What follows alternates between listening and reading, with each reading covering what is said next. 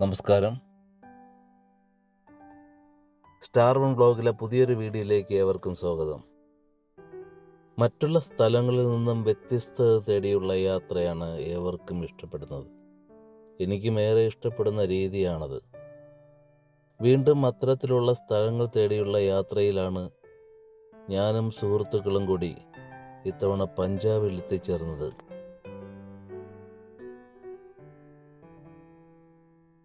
പഞ്ചാബിലെ വിനോദസഞ്ചാര കേന്ദ്രങ്ങളുടെ പട്ടികയിൽ ഇടം പിടിച്ച പ്രധാന 2 സ്ഥലങ്ങൾ അമൃത്സറിലെ സുവർണ ക്ഷേത്രം എന്ന ഹർമന്ദിർ സാഹിബും സിൽവർ ക്ഷേത്രം എന്ന ദുർഗ്യാന മന്ദിരം. ഇവ രണ്ടും വലിയ ഒരു തടാകത്തിൻ്റെ മധ്യഭാഗത്തായാണ് നിർമ്മിച്ചിരിക്കുന്നത്. അത്തരത്തിൽ അധികം അറിയപ്പെടാത്ത തടാകത്തിൻ്റെ മധ്യഭാഗത്തായി നിർമ്മിച്ചിരിക്കുന്ന അമൃത്സറിൽ നിന്നും 11 കിലോമീറ്റർ അകലെയുള്ള ദൃശ്യഭംഗി കൊണ്ടും അധികം തിരക്കുമില്ലാത്ത ഈ വാഗ്മി ക്ഷേത്രത്തിലാണ് ഞങ്ങൾ എത്തിച്ചേർന്നത്.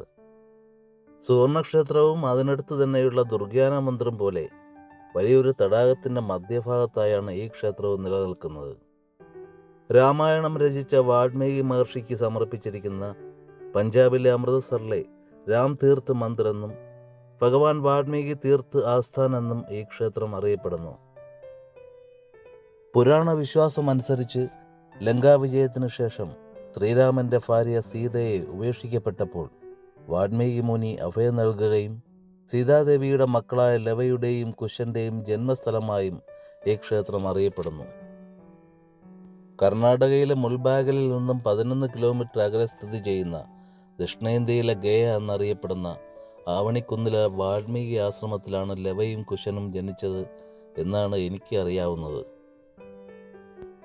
അതല്ല, മധ്യപ്രദേശിലും ഉത്തർപ്രദേശിലുമായി വ്യാപിച്ചു കിടക്കുന്ന തംസ നദിയുടെ തീരത്തുള്ള വാൽമീകി ആശ്രമത്തിലാണ് ലവയും കുശനും ജനിച്ചത് എന്നും പറയപ്പെടുന്നു.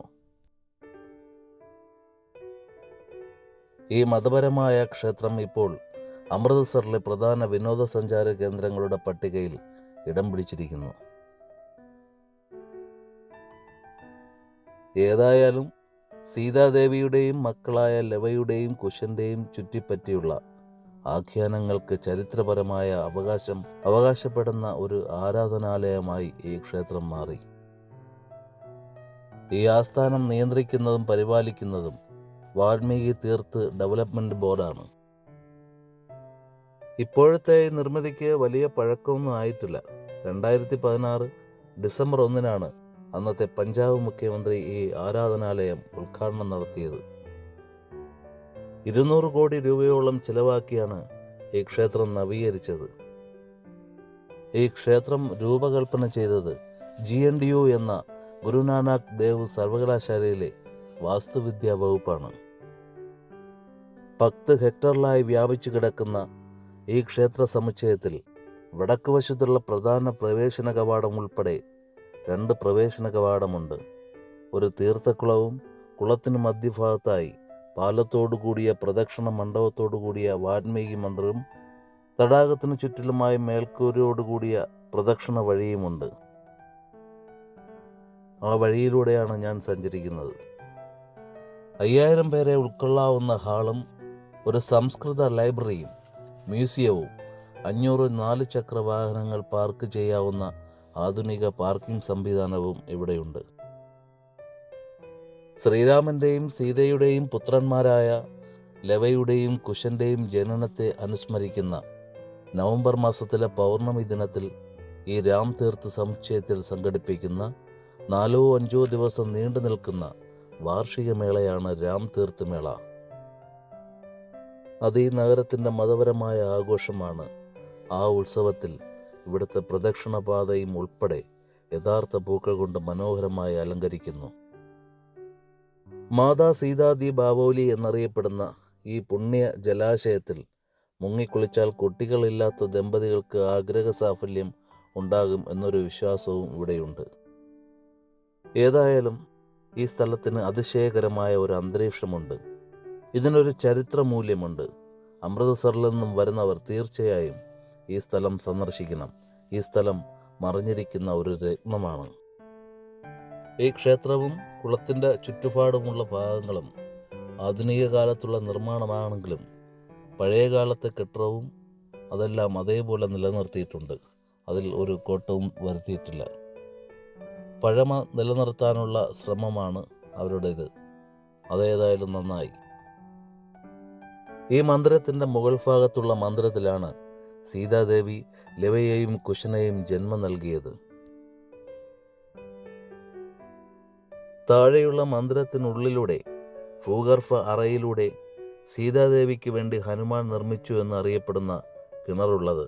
അതിനകത്തേക്ക് കടക്കുവാൻ നിർവാഹമില്ല.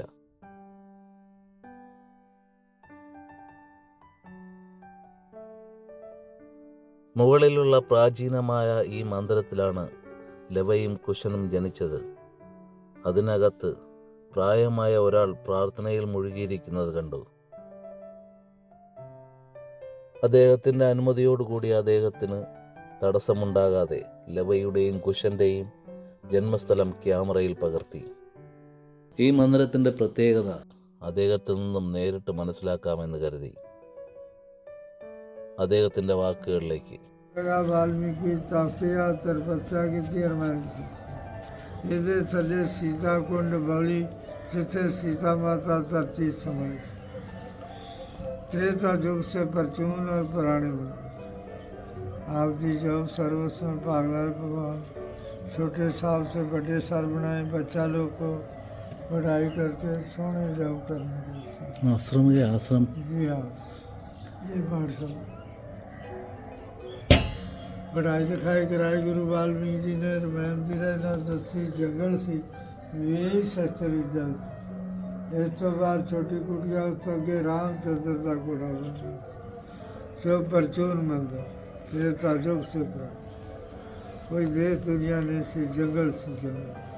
नमस्ते. അദ്ദേഹത്തിൻ്റെ വാക്കുകളിൽ നിന്നും അധികം അറിയാൻ സാധിച്ചില്ല. എങ്കിലും അദ്ദേഹത്തിന് നന്ദി പറഞ്ഞ് ഞാൻ പുറത്തേക്കിറങ്ങി.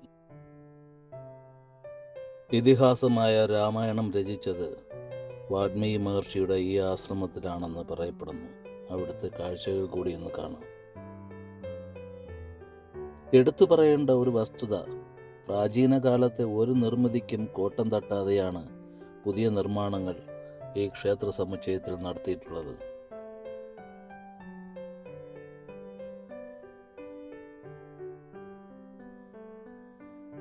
ഈ ക്ഷേത്ര സമുച്ചയത്തിൻ്റെ എവിടെയും ടൈൽ പാകിയും മനോഹരമായും വൃത്തിയായും സൂക്ഷിച്ചിരിക്കുന്ന നടപ്പാതയാണുള്ളത്.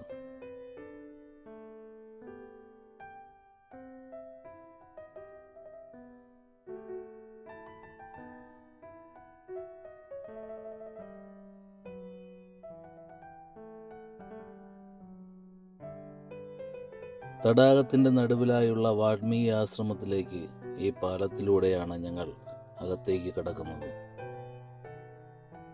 ഈ മന്ദിരത്തിൻ്റെ ചുറ്റിലുമായുള്ള പ്രദക്ഷിണ വഴിയിലൂടെ നടന്ന് തടാകത്തിൻ്റെ ഭംഗിയും ചുറ്റിലുള്ള പ്രദക്ഷിണ മണ്ഡപത്തിൻ്റെയും കാഴ്ചകൾ ഏറെ ആസ്വദിക്കാൻ സാധിക്കുന്നു. വിശാലമായ ഈ വലിയ വാതിലിലൂടെയാണ് മന്ദിരത്തിനകത്തേക്ക് കടക്കാൻ സാധിക്കുക.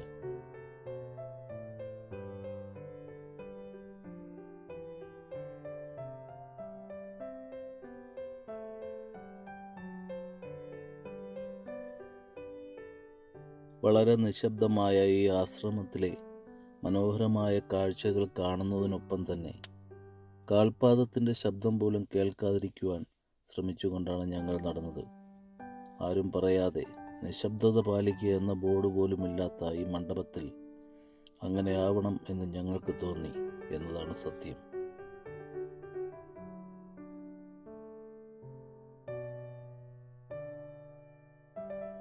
ഈ ക്ഷേത്ര സമുച്ചയത്തിലെ പ്രധാന കാഴ്ചയാണ് 8 അടി ഉയരത്തിൽ 800 കിലോഗ്രാം സ്വർണത്തിൽ പൊതിഞ്ഞ വാൽമീകി മഹർഷിയുടെ ഈ പ്രതിമ. നവദമ്പതികൾക്ക് ഒരു ആൺകുഞ്ഞിനു വേണ്ടി ആഗ്രഹിക്കുകയും പ്രതിമയ്ക്ക് മുന്നിൽ കളിപ്പാട്ടങ്ങൾ പ്രദർശിപ്പിക്കുകയും ചെയ്യുന്നു.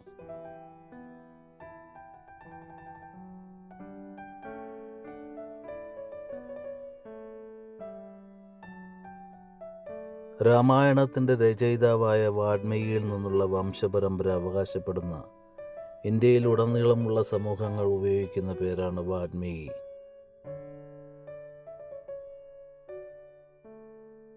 ആ വാൽമീകി സമൂഹത്തിൻ്റെ അവരുടെ അല്ലെങ്കിൽ ഓരോരുത്തരും അഭിമാനിക്കാവുന്ന ഒരു നിർമ്മിതിയാണ് ഈ ക്ഷേത്രം.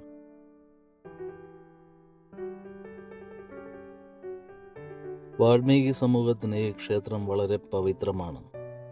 വർഷങ്ങളുടെ നിഷേധത്തിനും വിവേചനത്തിനും ശേഷം ഒടുവിൽ വാൽമീകിമാർ അവരുടെ മതപരമായ അവകാശങ്ങൾ ഉറപ്പാക്കാനും അവരുടെ പോരാട്ടങ്ങളെയും ത്യാഗങ്ങളെയും അനുസ്മരിക്കാനും ഈ ക്ഷേത്രം കൊണ്ട് സാധിച്ചു. അതുകൊണ്ട് തന്നെയാവണം എല്ലാ വർഷവും നവംബറിൽ നടക്കുന്ന രാംതീർത്ത് മേള അവരുടെ ജീവിതത്തിൻ്റെ ഭാഗമാകുന്നത്. ഈ ക്ഷേത്ര സമുച്ചയത്തിലെ മ്യൂസിയം എടുത്തു പറയേണ്ടതും കാണേണ്ടതുമാണ്. നൂതനമായ ഒരു ആപ്ലിക്കേഷൻ്റെ സംയോജനത്തിലൂടെ സന്ദർശകർക്ക് സവിശേഷമായ അനുഭവം പ്രദാനം ചെയ്യുന്നു. ആദരണീയനായ വാൽമീകി മഹർഷിയുടെ ജീവിതത്തെ ചിത്രീകരിക്കുന്ന അത്യാധുനിക ടെക്നോളജി വാഗ്ദാനം ചെയ്യുന്ന മ്യൂസിയം ഒരു വേറിട്ട കാഴ്ച തന്നെയാണ്.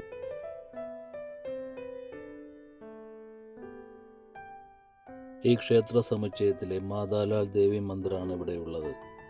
അവിടുത്തെ കാഴ്ചകൾ കൂടി ഒന്ന് കാണാം.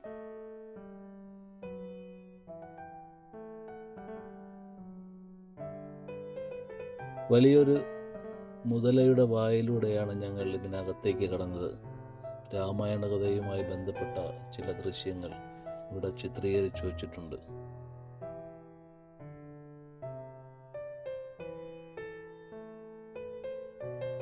ഈ മുതലയുടെ വായിലൂടെ കയറി വാലിലൂടെയാണ് തിരിച്ചിറങ്ങുന്നത്.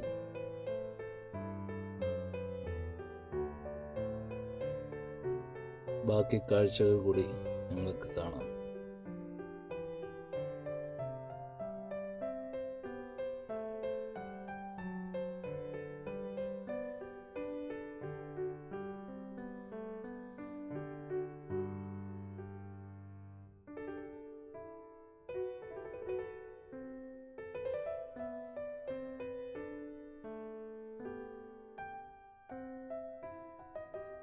ഈ രാംതീർത്ത് സ്ഥലിലെയും വാൽമീകി ആശ്രമത്തിലെയും കാഴ്ചകൾ നിങ്ങൾക്ക് ഇഷ്ടപ്പെട്ടു എന്ന് കരുതുന്നു. ഇഷ്ടപ്പെട്ടെങ്കിൽ ലൈക്കും ഷെയറും കമൻറ്റും നൽകി, കൂടാതെ ആദ്യമായിട്ടാണ് എൻ്റെ വീഡിയോ കാണുന്നതെങ്കിൽ സബ്സ്ക്രൈബും ചെയ്യുക. നന്ദി.